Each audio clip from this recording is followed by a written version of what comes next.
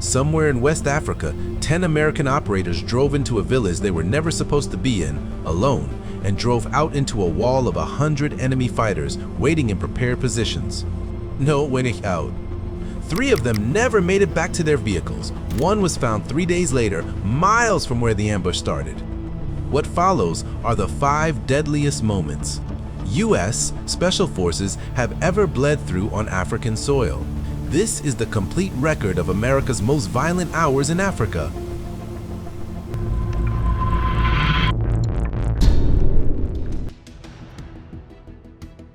October 3rd, 1993, 3:32 in the afternoon, Mogadishu. Before any of the engagements on this list, there was a city that swallowed an entire task force in a single afternoon, and the benchmark it set in American blue has never been fully erased. Task Force Rangers' mission brief was simple: 30 minutes. Rope in, grab 2 IED lieutenants from the Olympic Hotel, rope out. 160 operators from Delta Force, the 75th Rangers, and 160th EOR, the best rotary wing pilots alive. Lieutenant Colonel Gary Harrell running the ground element. The helicopters lifted from Mogadishu airfield in broad daylight. The city watched them coming. The snatch worked. The targets were flex-cuffed in under 20 minutes. Then an RPG found Super 6-1. Super 6, one takes an RPG through the tail rotor. Chief Warrant Officer Cliff Wolcott doesn't fight the controls. There aren't enough left to fight. The MH-60 corkscrews into a narrow alley in the Bakara Market District and hits hard. The crash site becomes a magnet within 60 seconds. Every militia fighter within earshot runs toward the smoke. 70 minutes later, Super 6-4 goes down. Chief Warrant Officer Mike Durant's bird, crippled by another RPG, augers into a second neighborhood a mile away. 2 crash sites, 2 fixed positions, 1 city full of armed men who know exactly where the Americans are. The mission's 30-minute timeline is now measured in hours, and the bodies are piling up. But what happens next at Crash Site 2 is the moment that separates this battle from every other entry on this list. At Crash Site 2, no Rangers are waiting, no help coming in time. Gary Gordon, Master Sergeant, Delta Force, looks down at Super 6-4's wreck from his circling helicopter. Mike Durant is alive in that cockpit. The Somali crowd is already closing. Gordon requests permission to insert. Command tells him the situation is not survivable. He requests again. Randy Shughart, Sergeant First Class, requests alongside him. They rope in together. 2 men against hundreds. Gordon is killed first, expending every round he carries. Shughart fights until his ammunition runs dry, then hands Durant his personal rifle before he too goes down. Durant is beaten, captured, and dragged away. The mission's only American POW. Gordon and Shughart each received the Medal of Honor posthumously, the last awarded for ground combat before 9/11. That is what voluntary sacrifice looks like when the institution has already written you off. The night is not done yet. Dawn breaks over Mogadishu on October 4th, 1993. The streets are still burning. Pakistani M48 tanks and Malaysian APCs grind through militia checkpoints at 6:30, punching to the crash sites after 15 hours of unbroken contact. What they find is what a night of sustained close-quarters urban combat actually looks like. 73 wounded Americans, 18 dead. Among those 18, one MH-60 crew member's body is dragged through the streets on camera. That footage reaches American living rooms within 48 hours and dead politically in Washington like a second weapon. Clinton pulls U.S. forces from Somalia within 6 months. AFRICOM's entire intervention doctrine is rewritten around a single image. That is the cost of 15 hours without a contingency plan. But Mogadishu was only the opening entry on this ledger. The next loss comes 8 years later, and this time the bird goes down before a single boot touches the ground. August 6, 2011, Tangi Valley, Wardak Province, 2 a.m. Extortion 17 was not the assigned bird. The mission-designated Chinook had a mechanical fault, so commanders loaded a quick reaction, CH-47 instead. 38 souls crammed aboard in the dark. 15 SEALs freshly rotated from Horn of Africa support duties. 7 Afghan commandos swapped onto the manifest without standard vetting, a civilian interpreter aircrew. The landing zone was already flagged hot. Every man aboard knew it. Captain Dave Carter's crew pushed the Chinook into a black Afghan sky toward a valley where Taliban fighters were still active from an ongoing Ranger engagement below. 38 men, one replacement bird, a known kill zone. What happens in the next 4 seconds changes naval special warfare forever. SEAL 2022 local, Tangi Valley, Wardak Province. A Taliban fighter below tracks the Chinook's descent, 100 feet off the ground, 4 seconds from touchdown. He fires. The rocket-propelled grenade finds Extortion 17's rear rotor assembly. The tail disintegrates instantly. The CH-47 doesn't fall. It doesn't have time to fall. It inverts and drives itself into the earth at full rotor speed. 38 men, 4 seconds, 0 survivors. The aircraft simply ceased to exist as a coherent structure in the time it takes to exhale. That is the single deadly moment in naval special warfare history. More operators lost in one impact than in any engagement before or since. But what the casualty report buries in its fine print is where those 15 SEALs had just come from before that flight manifest was written. Those 15 SEALs weren't just assigned to Afghanistan, they were mid-rotation. Congressional testimony delivered to the House Armed Services Committee and Naval Special Warfare Command. Records both confirm the same detail. The SEAL operators aboard Extortion 17 were pulled directly from AFRICOM duties supporting counterterrorism operations in the Horn of Africa. They were rotating through, not stationed in Wardak Province. Their names belong on both ledgers. That administrative fact rewrites the casualty accounting. The Africa Special Operations loss column absorbs 15 of those 38 deaths. The single largest SEAL loss event in history isn't just an Afghanistan statistic. That is the AFRICOM link, confirmed in testimony, buried in fine print, ignored by every headline that followed. But the casualty count isn't even the worst part of what congressional investigators found when they pulled the flight manifest apart line by line. Congressional investigators didn't just find a command failure, they found a specific name that didn't belong on that manifest. The 7 Afghan commandos loaded onto Extortion 17 were last-minute replacements. The original personnel were swapped out without biometric vetting, no threat screening, no record of who they actually were. The operators aboard objected. Command loaded them anyway. This is the same architecture as Tongo. Tongo, operators raise concerns, commanders override them, men die. At Tongo, it was stripped drone coverage. At Wardak, it was an unvetted manifest. Different theater, different year, identical institutional fingerprint. Command convenience placed above operator survival. That is the rules of engagement betrayal. Not enemy fire, but a signature on a loading order that nobody with a gun in their hand ever authorized. The ledger doesn't end in Afghanistan. 2 years earlier, on the Horn itself, a JSOC assault element entered a compound outside Djibouti city, and 4 men never came out. March 2003, the Horn of Africa, a theater where the US military officially had no combat presence and where 4 Green Berets were about to die, proving otherwise. A JSOC intelligence cell had been tracking a senior al-Shabaab weapons facilitator for weeks. The target package was clean, compound location confirmed, movement pattern established, a 48-hour window before the man disappeared back into the network. A 16-man assault element from 5th Special Forces Group drew the mission.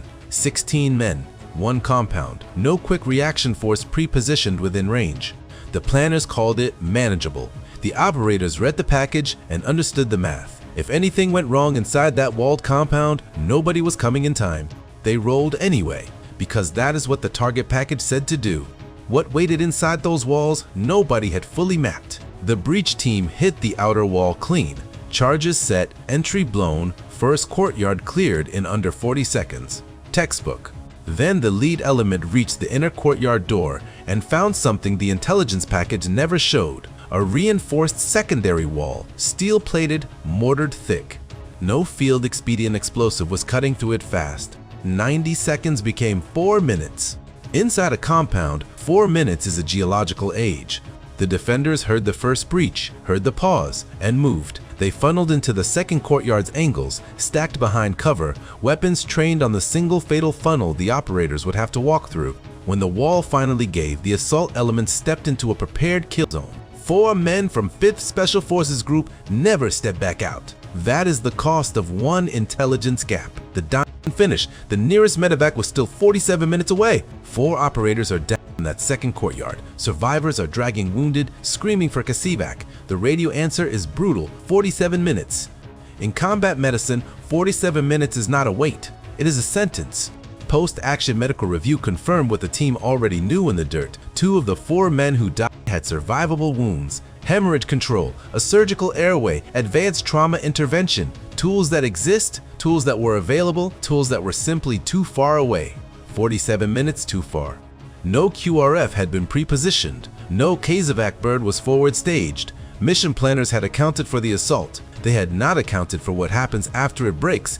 2 men bled out while the helicopter was still taxiing. That is the medevac gap, and the institutional record of it was about to disappear entirely. The after-action report was classified TSSCI within days of the assault. In practice, that meant one thing: the truth went into a vault. The families of the 4 killed operators were told their sons died in a training accident, not a raid, not a compound breach in the Horn of Africa, a training accident. That is not a clerical error, that is a decision. Congress would later cite this exact pattern: classified reports, sanitized death notifications, families left with a lie when investigators began pulling the thread on Niger. The concealment at Djibouti wasn't an isolated bureaucratic reflex, it was institutional habit. The same machinery that buried Odessa 2003 was still running in 2017. 4 men bled out. 2 didn't have to. Every failure that killed them was quietly locked away. 1 man refused to let the next cover-up go unanswered, and he walked straight into the fire to prove it. Benghazi, Libya, September 11, 2012, 9:40 p.m. The U.S. consulate is already burning when the first call hits the CIA, annex 1.2 miles away. Ambassador Chris Stevens is missing. 20 Americans are trapped inside a compound overrun by Ansar al-Sharia fighters. Tyrone Woods, ex-SEAL Team 3, Global Response Staff Contractor, hears the stand-down order from the CIA chain of command. He acknowledges it. Then, he ignores it. At 2005, Woods leads a 6-man GRS team out the annex gate. They hit the burning consulate, clear it under fire, and pull out 20 survivors. That insubordination is documented congressional testimony.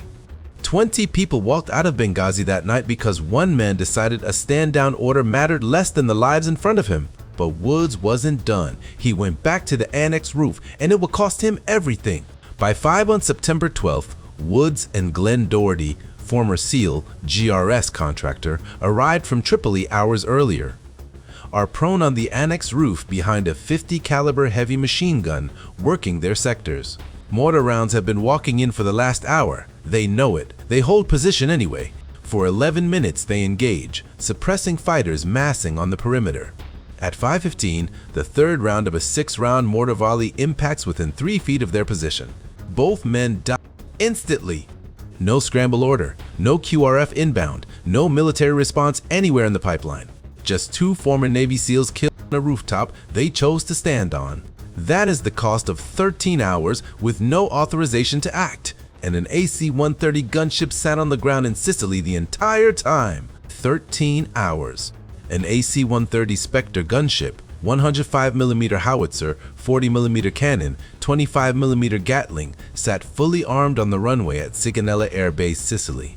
Senate Armed Services Committee testimony puts the flight time at 1 hour and 45 minutes. The engagement window was 13 hours. It never received an authorization order. Committee members pressed Pentagon officials directly, why wasn't the aircraft launched?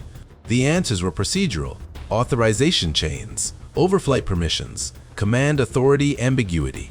Bureaucratic language for 2 men on a rooftop a single gun platform could have reached before the first mortar volley walked in. That is the machinery that killed Tyrone Woods and Glenn Doherty, not just the fighters outside the wire. But the institutional story isn't finished. What the CIA awarded them posthumously and what the Pentagon simultaneously denied creates a contradiction that Congress actually entered into the record. The CIA moves first. Within months of the attack, Tyrone Woods and Glenn Doherty are posthumously awarded the CIA Intelligence Star, the agency's highest honor, an explicit confirmation that 2 men with active special operations backgrounds died in a combat engagement. The institution claims it managed correctly. The Pentagon simultaneously issues statements denying any failure in response timelines. Both positions exist on the congressional record at the same time. The CIA says these men were operators who died in a firefight that demanded intervention. The DoD says nothing was left undone. Those two statements cannot both be true. Congress noted the contradiction. No one was held accountable. That is the Libya record. 13 hours, 2 operators dead, 1 gunship grounded, and a government that decorated the men it failed to save. What comes next is worse, because the same institutional failures repeat 2 years later in broad daylight. October 3, 2017. Before a single shot is fired, ODA 3212 is already fighting alone. Captain Michael Perezzeni and Team Sergeant Brent Bartels know it. Their helicopter support is gone, reassigned. Their drone ISR, the eyes that would have spotted what waited in that tree line, is pulled mid-mission and sent elsewhere. ODA 3216, the backup element meant to shadow them, turns back due to weather and never returns. Perezzeni and Bartels formally object. Their objections are documented, acknowledged, and overruled. So they roll anyway. 11 men, light vehicles, no overhead cover, no QRF positioned, heading toward a village called Tongo Tongo. The same pattern that grounded an AC-130 over Benghazi is repeating in the Sahel. Different continent, different unit, same command math, operators stripped of every contingency, sent forward anyway. What happens inside that village makes it catastrophic. The convoy rolls out of Tongo at 10:30 a.m., but they've already lost nearly an hour they didn't have. Inside that village, the elder had worked the clock deliberately, slow answers, redirected questions, extended courtesies that meant nothing. AFRICOM's final investigation confirms it. He was buying time, and the fighters in the tree line 1.8 miles south were using every minute of it to close the horseshoe. Captain Perezzeni's team sensed it. The air inside Tongo had shifted, something in the elder's eyes, the way conversations stretched without resolution. They pushed to leave. The elder kept pulling them back. 50+ ISIS. GS fighters were already in position before the first vehicle moved. The convoy travels less than the length of a football field past the village perimeter. Then 3 directions open up at once. 10:30 a.m. The tree line erupts, not one direction, 3 simultaneously. Machine guns, RPGs, dismounted fighters pouring through the brush on motorcycles. Captain Perezzeni's convoy had no prepared position, just open scrub and 50+ men who had been waiting in those trees for an hour. Within the first 90 seconds, Staff Steed Brian Black, Staff Steed Dustin Wright, and Staff Steed Jeremiah Johnson are dead. 1 vehicle, 3 men, gone before most firefights find their rhythm. SG. LaDavid Johnson becomes separated in the chaos. He is found 1.8 miles from the kill zone 48 hours later. 4 Green Berets, 1 ambush, 1 football field of road. That is the cost of every stripped asset, every overruled objection, every minute that elder bought. The aircraft that could have changed it were already 70 minutes away. The men on the ground were screaming for air support. There was none. French Mirage jets stationed at Niamey were the closest available asset. Scrambled immediately after first contact at 10:30 a.m., they arrived over the kill zone 70 minutes later. General Joseph Dunford confirmed that timeline directly to Congress, 70 minutes. The firefight that killed 4 Green Berets was decided in the first 4. Those jets flew over scrub, bodies already still, survivors already extracted. They found a road and 3 burned vehicles. Dunford also confirmed no U.S. armed aircraft were within actionable range. The closest AC-130 required authorization that never came fast enough, a timeline mirroring Benghazi's air authorization failure, almost exactly, separated by 5 years and 2,000 miles, but measured in the same currency, minutes no one gave back. The aircraft changed nothing. But why they weren't there, that's what Congress is about to demand answers for. DoD sealed the AFRICOM investigation the moment it was complete. Classified. Buried. Senator John McCain didn't accept that. He subpoenaed the report directly, forcing its declassification, and what came out wasn't a single command error. It was systemic failure at every level: mission planning, ISR allocation, QRF positioning, air authorization, and unit isolation. Each failure stacked on the next. 4 men paid for all of them. The investigation triggered a full reevaluation of AFRICOM's West Africa mission posture. how teams are resourced, how they're protected, how command authority flows when operators are in a kill zone and the clock is already gone. 4 Green Berets, 1 ambush, 1 subpoena report that cracked open how America wages its shadow war in Africa. That is the cost of silence. If Tongo proved anything, it's that the institution that sends men in without backup owns what happens next. Drop a comment? Was the village elder the deadly weapon in that ambush, or was it the command failure that left ODA 3212 alone? Like and subscribe if these men deserved that answer years ago.